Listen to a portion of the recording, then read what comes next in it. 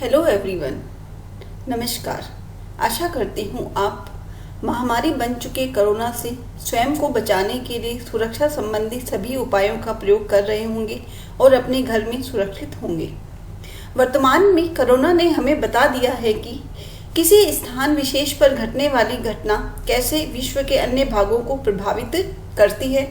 वैश्विक स्तर पर होने वाली ये घटनाएं प्रत्यक्ष व अप्रत्यक्ष रूप से अपना प्रभाव डालती है।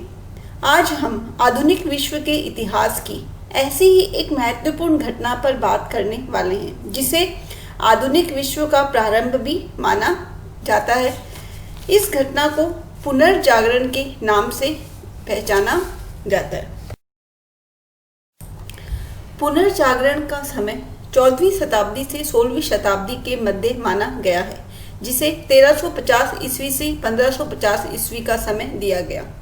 आधुनिक यूरोप का आरंभ पुनर्जागरण काल से ही माना जाता है।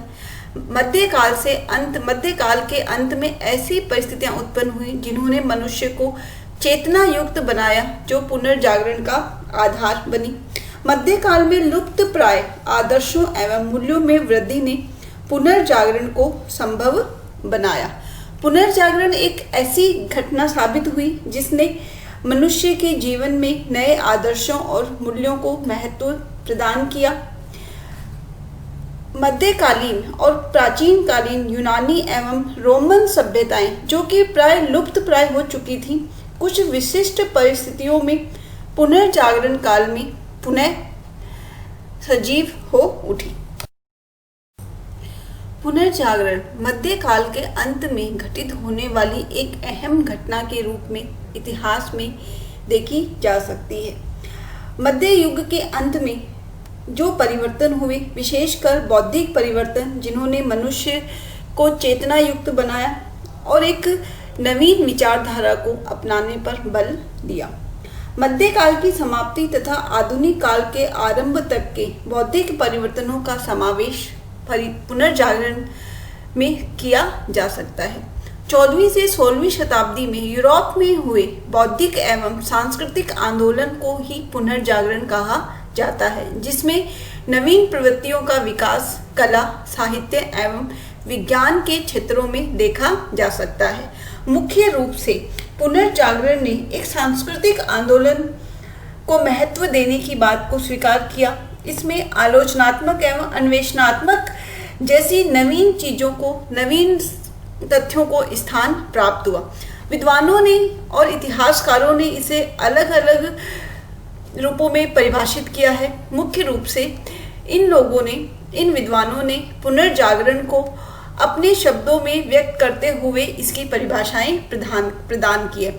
डेविस के अनुसार पुनर्जागरण मानव के स्वतंत्र प्रिय साहसी विचारों को, जो मध्य युग में धर्माधिकारियों द्वारा जकड़े या बंदी बना दिए गए थे, को व्यक्त करता है। अर्थात इन्होंने मनुष्य को एक स्वतंत्र चिंतन को महत्व प्रदान किया है।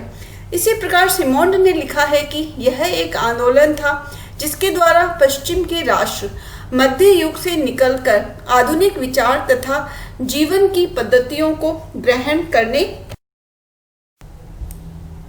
पुनर्जागरण मनुष्य के मध्यकालीन बंधनों से मुक्त होकर नवीन विचारों को अपनाने, प्राचीन यूरोप की प्रेरणा के आधार पर नए यूरोप के निर्माण करने को स्वीकार करता है। इसमें इन सब के साथ में अनेक अन्य विशेषताओं को भी देखा जा सकता है। सर्वप्रथम इस जन सामान्य ने लौकिक जगत के प्रति अपनी आस्था को स्वीकार किया।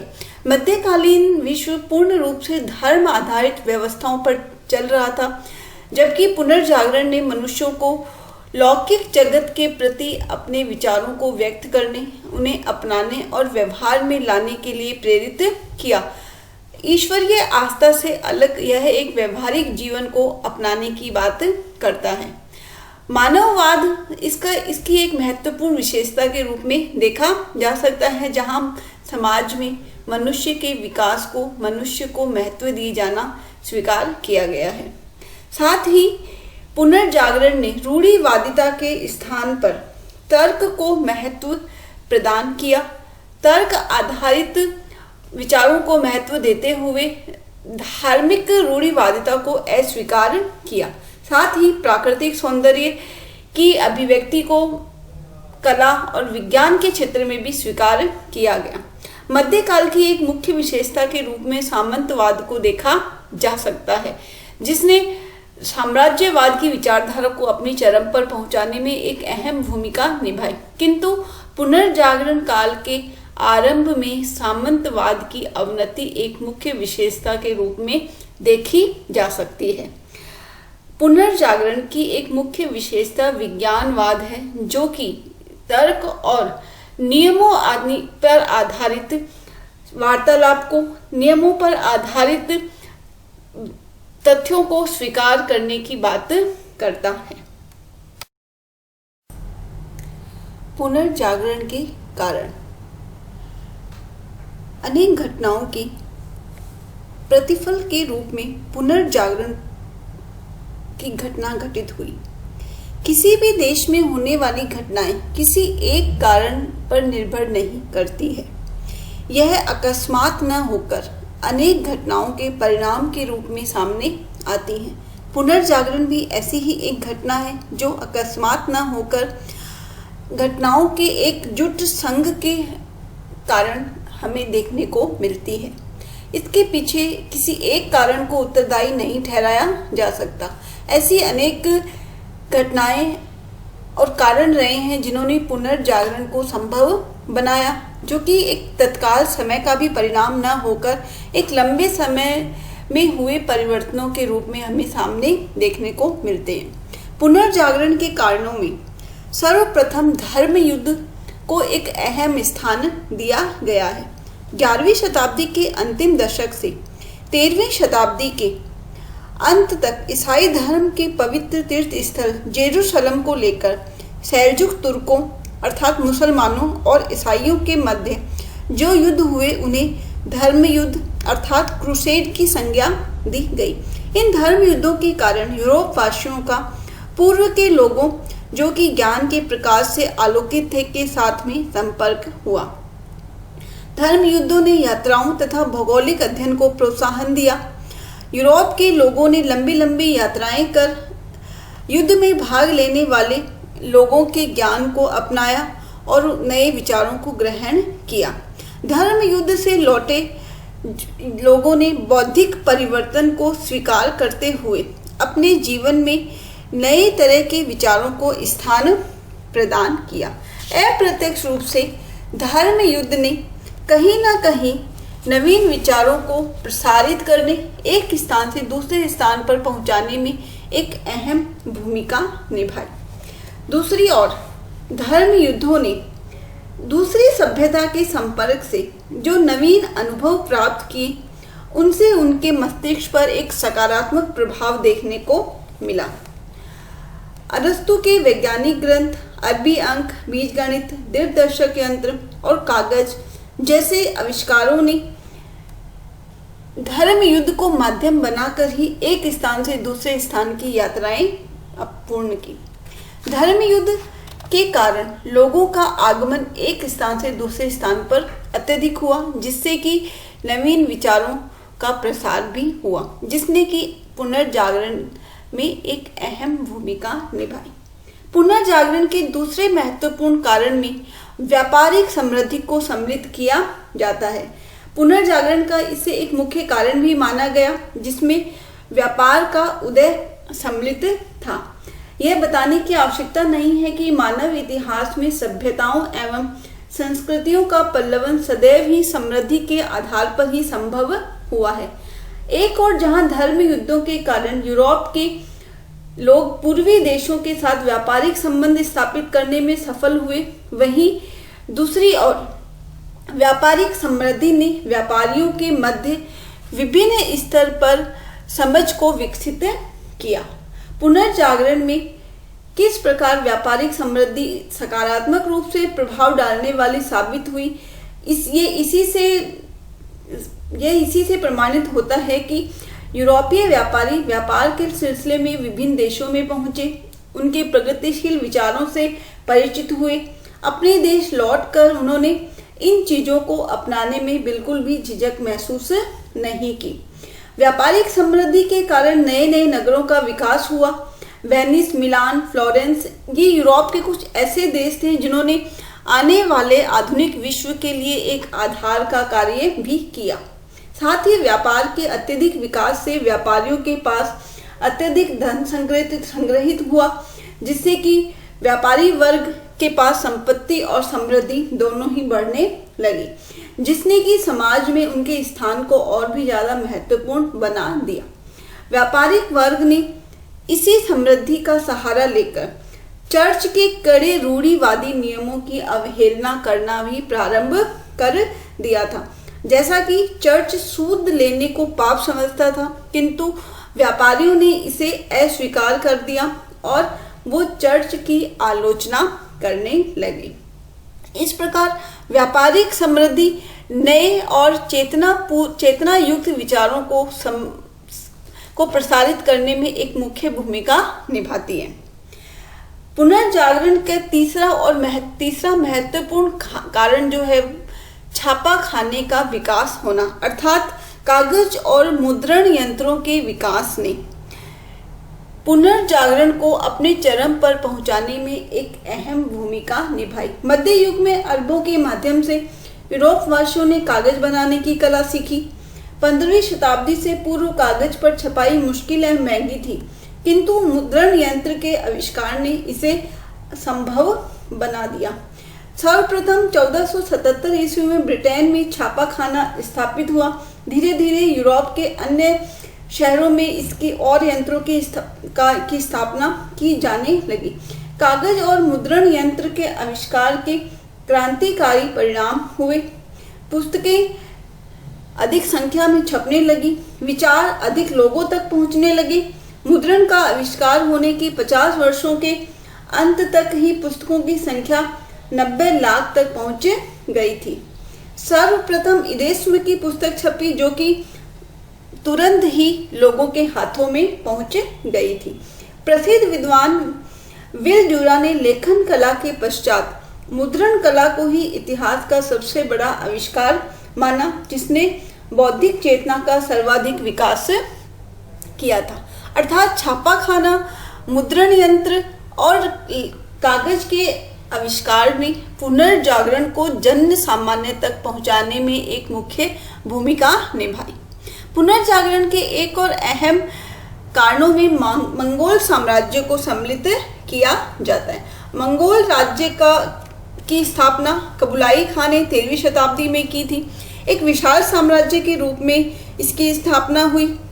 इसमें विभिन्न देशों के विद्वानों का आना जाना लगा रहता था। यूरोप और पूर्वी देशों के मध्य संपर्क स्थापित करने में इसने एक अहम भूमिका निभाई। परिणाम स्वरूप विचारों, खोजों, आविष्कारों का आदान प्रदान इसके दरबार से प्रारंभ हुआ। मार्को पोलो ने 1272 में मंगोल राज्य और उसके दरबार में बिताए अपने समय को अपनी पुस्तक में जिस प्रकार वर्णित किया, उसने यूरोप वासियों के मन में एशियन राष्ट्रों के प्रति एक अलग ही लगाव को उत्पन्न कर दिया था। साथ ही मंगोल दरबार में विद्वानों जो कि यूरोप से संबंधित थे, एशिया के विभिन्न देशों से संबंधित थे, इसके अंतर्गत भारत जैसे देशों के बौद्ध धर्म के विद्वान, यूरोप के ईसाई धर्म के विद्वानों ने अपना अहम स्थान बनाया। अपने नवीन और प्रगतिशील विचारों का आदान प्रदान किया। साथ ही इन विद्वानों ने नए नए आविष्कारों को एक दूसरे के साथ में बांटकर उन्हें प्रसारित करने में अहम भूमिका भी निभाई। मंगोल साम्राज्य एक ऐसे साम्राज्य के रूप में जाना गया जहां पर विद्वानों, धर्म प्रचारकों और व्यापारियों को स्थान मिलने के साथ साथ सम्मान भी प्रदान किया जाता था।